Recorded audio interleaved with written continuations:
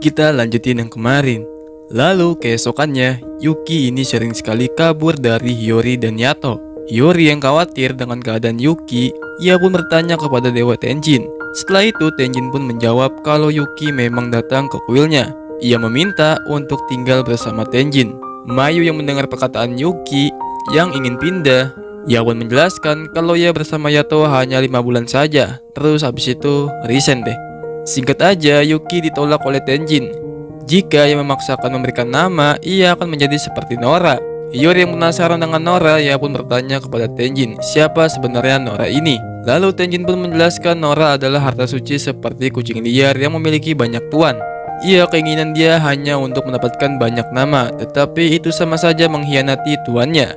Jadi mereka sangatlah menjijikan.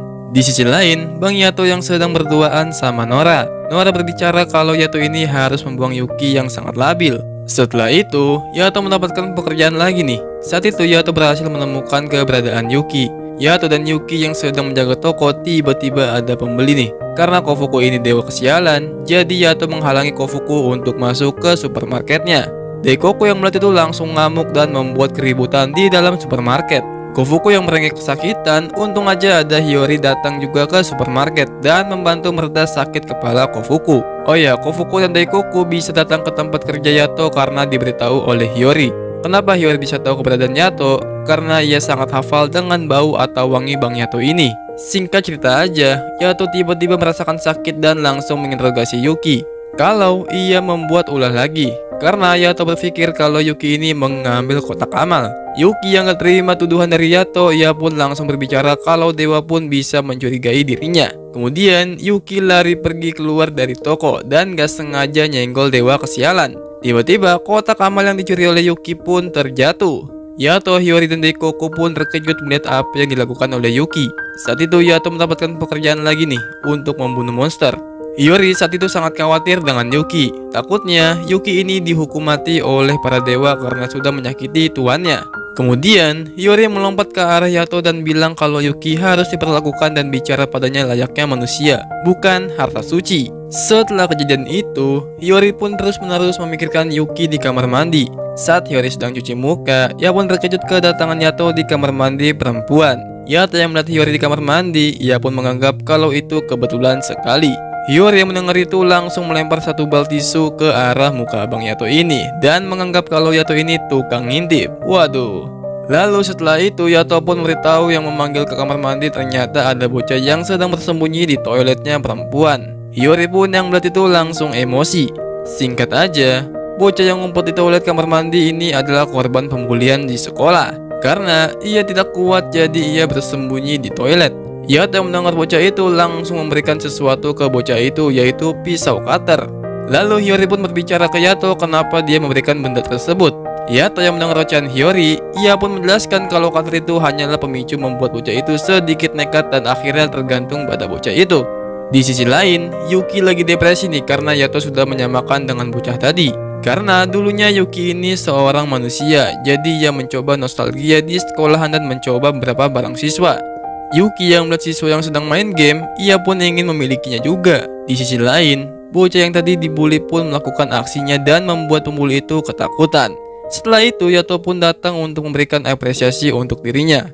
Kemudian, Yuki yang masih sangat depresi karena ia tidak sama sekali mempunyai teman dan di sisinya terus mengabaikan dirinya. Yuki yang sudah berpikir begitu, jadi ia menghancurkan jendela sekolah.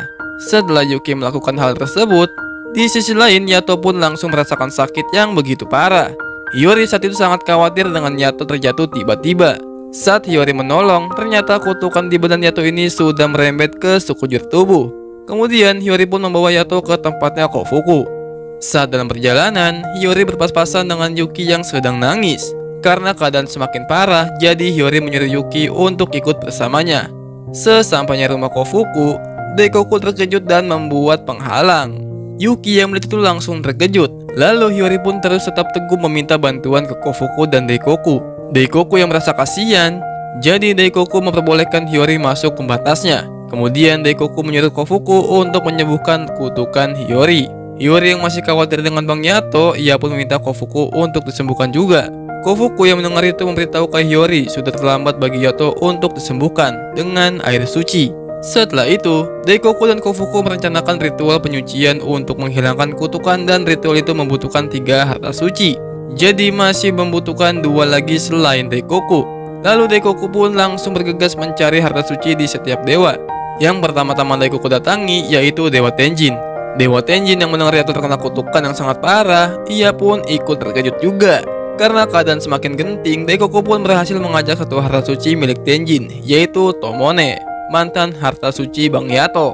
Saat itu Daikoku hanya bisa mendapatkan 1 harta suci, karena semua dewa banyak yang menolak bantuannya. Hiyori yang mendengar itu langsung bergegas mencari harta suci yang ketiga. Sebenarnya Daikoku ingin meminta bantuan ke Dewa Bisamon, karena Dewa Bisamon ini musuh bebuyutan Yato, jadi ia enggan meminta bantuan dengan dewa itu. Lalu Hiyori pun nekat mendatangi Dewa Bisamon tersebut dan meminta tolong ke harta suci miliknya. Singkat cerita aja, Hiyori pun berhasil mendapatkan harta suci yang ketiga yang bernama Kazuma. Karena keadaan semakin parah, Daikoku pun menyuruh Yuki untuk melepaskan pakaiannya. Saat sudah melepaskan pakaian, Yuki pun terkejut ada monster yang menempel di badannya. Setelah itu, 3 harta suci langsung melakukan ritualnya. Oh iya, melakukan ritual ini agar si Yuki ini mengakui kesalahannya dan perbuatannya selama ini. Jika Yuki bersikeras tidak mengakui kesalahannya, ia bakal menjadi monster. Yato yang melihat keadaan Yuki seperti itu, ia pun langsung memanggil namanya dan menyuruhnya teruslah hidup. Yuki yang mendengar itu dari Bang Yato, ia pun berhasil disucikan lagi. Singkat cerita aja, penyakit yang diderita Yato pun sudah sembuh, dan mereka bertiga kembali bersama lagi. Setelah kejadian itu, Yuki pun bekerja di toko Kofuku dan membantu pekerjaannya Daikoku. Saat itu Daikoku meminta tolong ke Hiyori kalau si Yuki ini ingin mempunyai buku paket dan buku soal SMP yang lama. Hiyori yang mendengar itu malah terharu dan akan memberikan semuanya. Lalu Kofuku datang beritahu jangan melupakan bayarannya. Yato dan Hiyori yang mendengar itu pun terkejut karena perkataan Kofuku. Karena Kofuku ini diminta untuk menyelamatkan Bang Yato, Kofuku memasang tarif 5 juta yen. Terus karena permintaan 2 kali jadi 10 yen aja. Waduh, Hiyori yang mendengar itu tubuhnya pun langsung beku. Yato yang mendengar itu langsung ngomong seharusnya Hiyori mendapatkan diskon pelajar. Karena Kofuku ini polos, jadi ia pun mengiyakan perkataan Yato dan menjadi 1 yen aja. Hiyori yang mendengar itu langsung mengulti Bang Yato, karena Hiyori sendiri belum disembuhkan tubuhnya oleh Yato. Setelah itu, Yato berada di festival tahun baru dan Hiyori pun berada di festival itu juga. Kemudian, Hiyori sedang berjalan-jalan di acara festival itu dan gak sengaja melihat Yato. Hiyori yang melihat itu langsung mengejarnya dan tubuhnya malah tertidur di jalanan. Di sisi lain, Yato sedang bertarung dengan monster. Monster ini terus-menerus berdatangan. Kemudian, Hiyori masih nyari keberadaan Bang Yato. Lalu tiba-tiba Nora muncul dan menyerang Hiyori. Singkat aja, Hiyori pun terpojok oleh Nora dan mengambil sebagian ingatannya dan membuat Hiyori tidak mengenali Bang Yato. Setelah itu, Yato dan Yuki merundingkan hal itu kenapa hanya Yato aja yang Hiyori tidak kenali. Kemudian, Yato terus-menerus mendekati Hiyori agar ia bisa mengingatnya. Lalu Hiyori berbicara ke Yato kalau ia tidak sama sekali mengingat apapun tentangnya. Yato yang mendengar itu terkejut dan bilang ke Hiyori tidur sekasur dengannya. Dengan begitu, Hiyori kemungkinan akan mengingat kejadian saat di rumah sakit kala itu. Hiyori yang mendengar itu marah dan malah melempar Bang Yato. Saat Yato dalam perjalanan bersama Yuki, ia pun bertemu dengan Nora yang membawa bola ingatan Hiyori tentang Yato. Dan Yato sudah mengira kalau ini memang perbuatan si Nora. Kemudian Nora menyuruh Yato untuk mendatangi tempatnya. Sesampai di tempatnya Nora, Yato pun bertemu dengan dewa yang bernama Rabo. Rabo ini adalah teman semasa perang zaman dulu yang berjuang bersama Bang Yato. Setelah perbincangan selesai, Yato dan Rabo pun gelut. Rabo ini terus-menerus ingin mengembalikan Yato ke zaman dulu, yang dimana ia tidak segan membunuh orang lain. Ya untung aja ada Yuki yang selalu mengingatkan Yato untuk tidak terkena pengaruhnya. Singkat cerita aja, karena Yato masih menahan kekuatannya, jadi ia sedikit terpojok oleh Rabo. Lalu Yato pun mundur dan beristirahat di tempat Kofuku. Setelah itu, Yato dan Yuki pun datang ke rumah Hiyori untuk memberitahu kalau mereka berdua akan mengembalikan ingatannya kembali. Saat Yato dan Yuki pengen teleport, tiba-tiba badan Hiyori bergerak sendiri memegang Yato dan malah ikut ke tempat di mana Nora dan Rabo berada.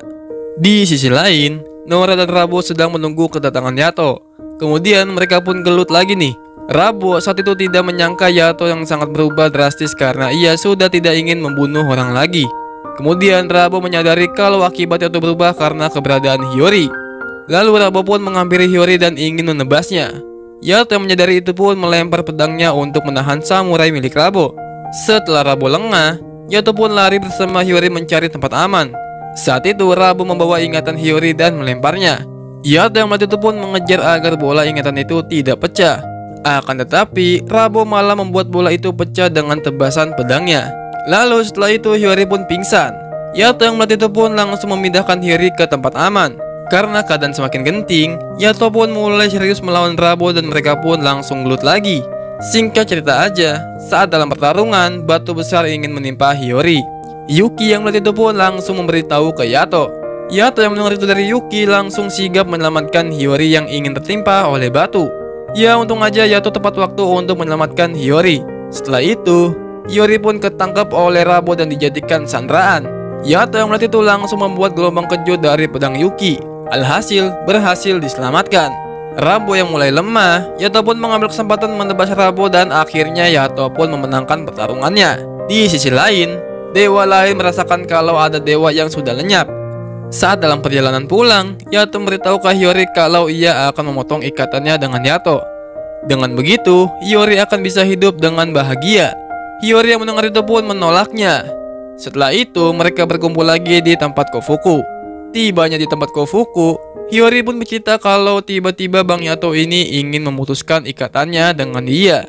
Padahal, Hiyori ini ingin bersama Yato dan lainnya selamanya. Karena itu sebuah permintaan, jadi Hiyori membayar ke Yato 5 yen. Dan takdir Yato dan Hiyori pun terikat. Dan cerita pun selesai. Oke, kita lanjut nanti ke season 2-nya.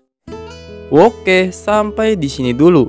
Makasih banyak banget nih bagi kalian yang sudah nonton sampai habis. Jika kalian suka dengan animenya, kalian tulis aja di kolom komentar untuk season 2-nya. Ya udah, gitu aja. Jangan lupa like kalau kalian suka, kalau nggak suka ya di dislike aja nggak apa-apa. Dan subscribe channel ini kalau bisa nyalakan loncengnya, biar tahu kalau aku upload video baru. Sampai jumpa di next video. Ja, mata nih.